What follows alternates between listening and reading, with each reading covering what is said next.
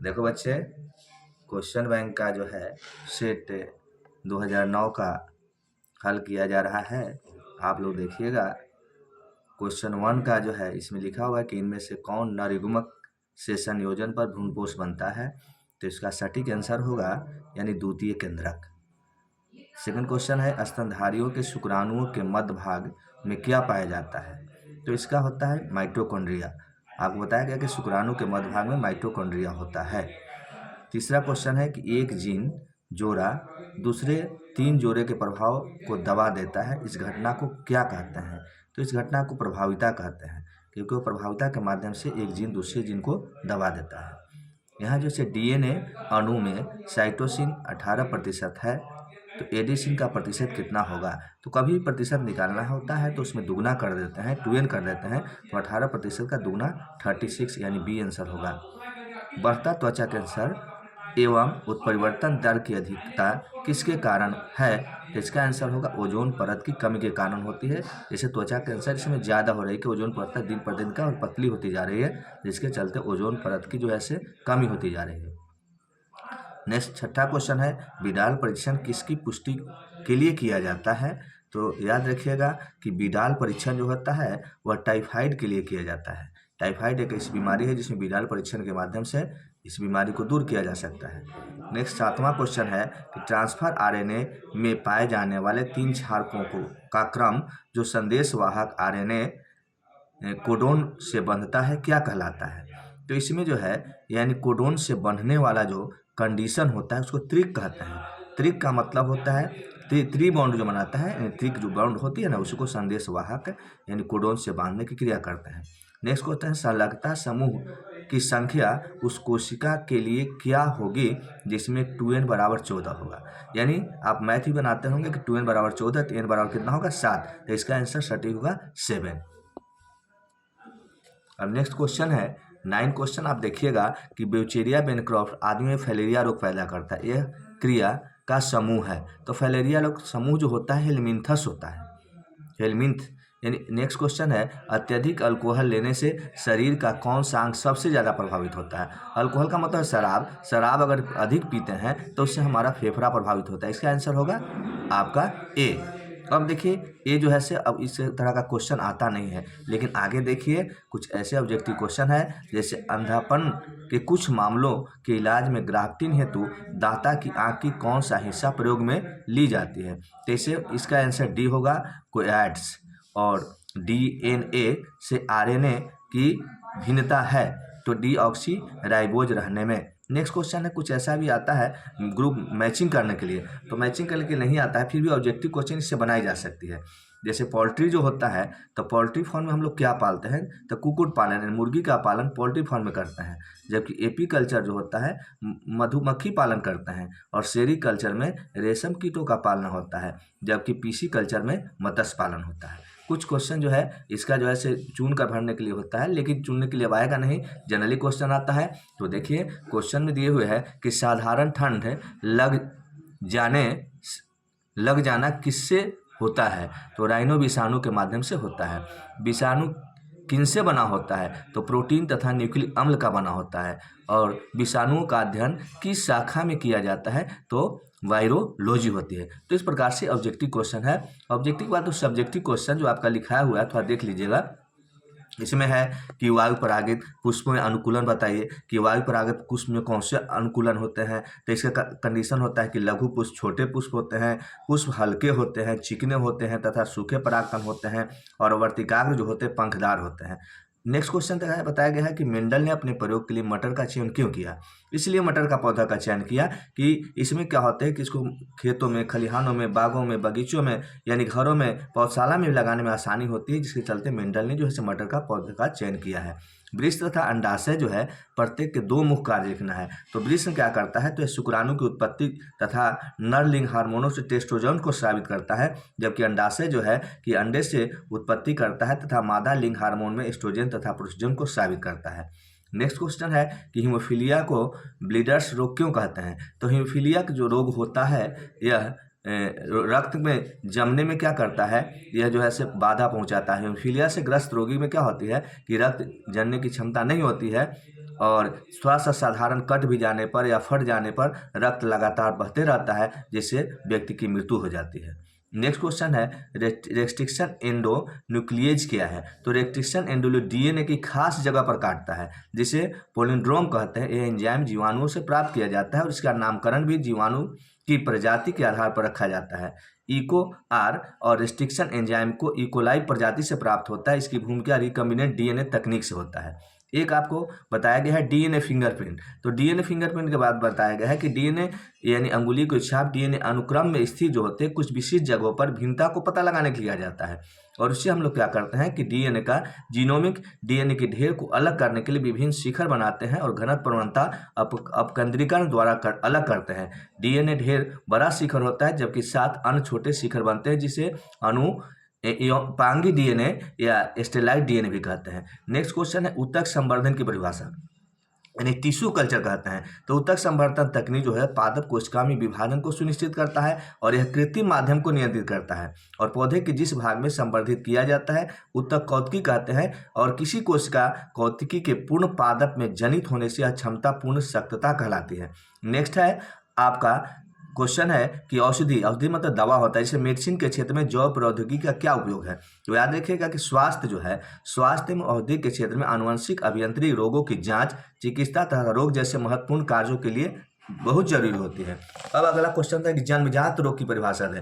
तो जन्मजात रोग जानते हैं, ऐसे रोगों को कहा जाता है जो जन्म से हो, जन्म के समय से ही जो बच्चे में रोग होता है और धीरे धीरे रोग जो है सिर्फ कभी समाप्त नहीं होता है, उस रोग को हम लोग जन्मजात रोग कहते हैं। जन्म के समय उत्पन्न, यानी जब बच्चे जन्म लेते हैं उसी समय जो रोग उत्पन्न होते हैं उसे जन्मजात रोग कहते हैं। कुछ क्वेश्चन है कि कुछ वन जीवों की विलुप्तता के कारण बताइए, यानी वन प्राणी जो है क्यों विलुप्त हो रहे हैं? तो विलुप्त होने के कुछ कारण है कि वनों का उन्मूलन हो रहा है, जंगल की कटाई हो रही है। हम लोग क्या कर रहे हैं, जंगल को दिन प्रतिदिन जो है से कंस्ट्रक्शन के काम में, घर बनाने के काम में, फर्नीचर काम में जंगलों को कटाई कर रहे हैं, जिसके कारण धीरे धीरे जो है से जंगल की विलुप्तता हो रही है, समाप्त होती जा रही है। कुछ जो है से जीन अभियंत्रिकी की परिभाषा है। तो जीन अभियंत्रिकी क्या है, जीन टेक्नोलॉजी क्या है, और जीन टेक्नोलॉजी के माध्यम से हम उसको क्या कर सकते हैं? तो यह कला है। कला के द्वारा कृत्रिम रूप से यानी जानबूझकर डीएनए टेक्नोलॉजी का रूपांतरित किया जाता है। एक मेंशन साइकिल आता है, आपका मेंशन साइकिल जिसको हम लोग मेंस्ट्रुएशन चक्र कहते हैं, यह स्त्रियों में ज़्यादातर होता है और ये मानव मादाओं में, प्राइमेट्स में, जैसे आप लोग को बताया है यह 3 ही मादा में होता है, जैसे आपका मनुष्य हो गया, एक बंदरिया हो गई और दूसरे जो है चिंपैंजी में होता है। और इसमें लगातार बार बार होने से कोशिकीय परिवर्तन होते हैं, जो औसतन प्रति 28 दिन के बाद पुनः चालू होती है। पुनः जो है से वह जो है प्रजनन जीवन चक्र में यानी रजोनिवृत्ति तक केवल गर्भधारण काल को छोड़कर संपन्न होती है। जब फीमेल जो है यानी स्त्री जब गर्भ धारण कर लेती है तो मासिक चक्र क्या होता है, बंद हो जाता है। लेकिन कभी कभी क्या होता है, रिलीजिंग पावर जो होता है, नॉर्मल जो है से ब्लड जो है से कभी कभी रिलीज होता है किसी यानी करीब 100 में एक आध महिला को जो है या एक आध स्त्री को जो है से यानी क्या होता है कि प्रेगनेंसी के बाद यानी गर्भ धारण करने के बाद भी थोड़ा सा कुछ मात्रा में जो है यानी साइकिल जो है से चलते रहती है, लेकिन उसको बेड रेस्ट देने के बाद उस जो है से यानी वह बेबी को जन्म दे सकती है।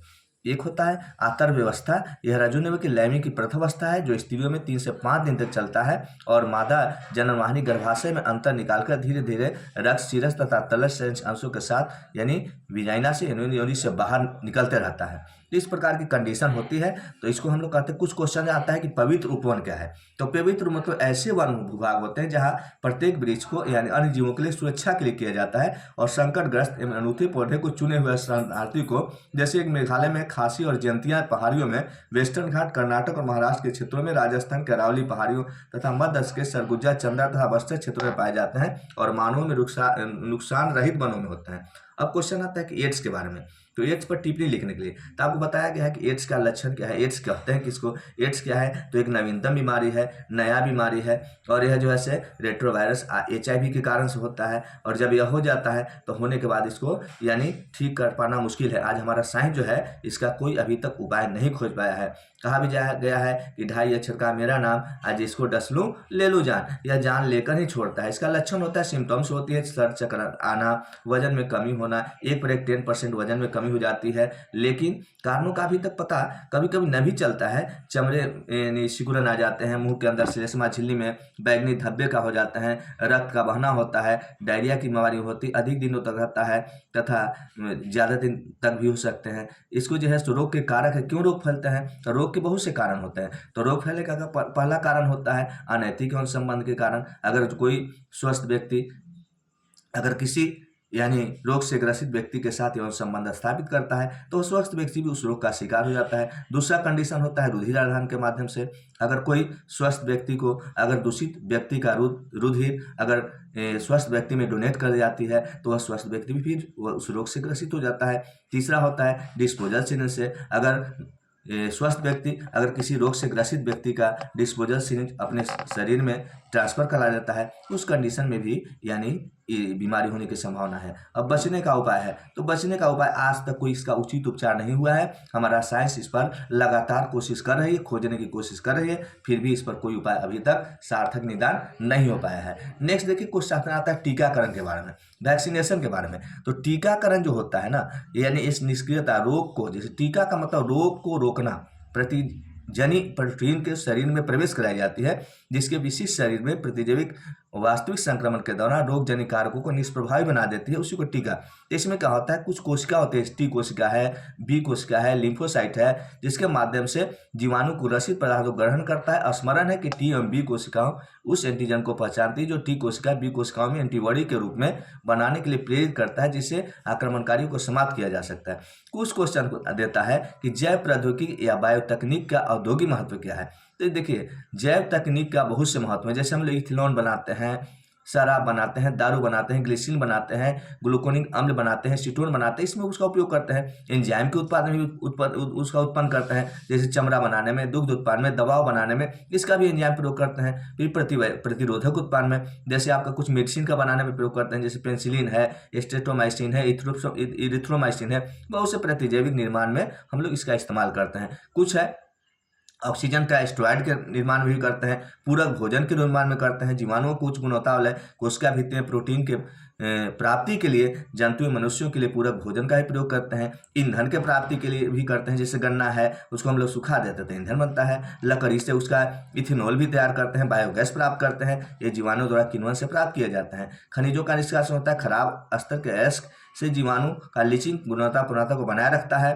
प्रोटीन एंजाइम में भी होता है। तो ये सब क्वेश्चन आते हैं। कुछ है कि जैव प्रौद्योगिकी का कृषि में क्या भूमिका है। तो जैव प्रौद्योगिकी में कृषि का भूमिका महत्व, जैसे जीन का स्थानांतरण, जीव अभियांत्रिक सफलता, पौधों में कीट विषाणुओं में, शोकनाशकों में प्रतिरोधी हेतु प्रोटीन में सुधार कर जीन को स्थानांतरित किया जाता है। इसमें बहुत से है समकुलनीय विविधता होती है। समकुलनीय विविधता मतलब होता है कि प्रतिरोध द्वारा धातु अभिसुन्नता तत्व को दवाओं में प्राप्त किया जाता है। एक होमोजोगस होता है लाइस में, यह गुणित पौधों में गुणसूत्र को दुना कर देता है, और दुना करने के बाद यह जो है ना, चीन में चावल गेहूं के लिए किया जाता है। चीन एक ऐसा देश है जो चावल के उत्पादन में सबसे श्रेष्ठ है, तो वहाँ चीन में चावल और गेहूं में ऐसा उत्पादन करने के लिए, बढ़ाने के लिए जो है जैव प्रौद्योगिकी का इस्तेमाल किया जाता है। एक जर्म प्लांट का संरक्षण किया जाता है, यानी कहने का मतलब कि इस क्रिया का प्रयोग जो है क्लोनल प्रजातियों में, यानी जेनेटिक जो है बढ़ाने में, जो है प्रजातियों को नए संरक्षण के माध्यम से निर्माण किया जाता है, जैसे कंद उंद में जो है बढ़ाने के लिए उसको किया जाता है। एक संक्रमण रहित पौधे भी तैयार करते हैं, जैसे रोग रहित फसलों का उत्पादन किया जाता है। जैसे कभी कभी भ्रूण का बचाव भी करते हैं, जैसे भ्रूण का संवर्धन जीवित हाइब्रिड प्राप्त करने के लिए किया जाता है।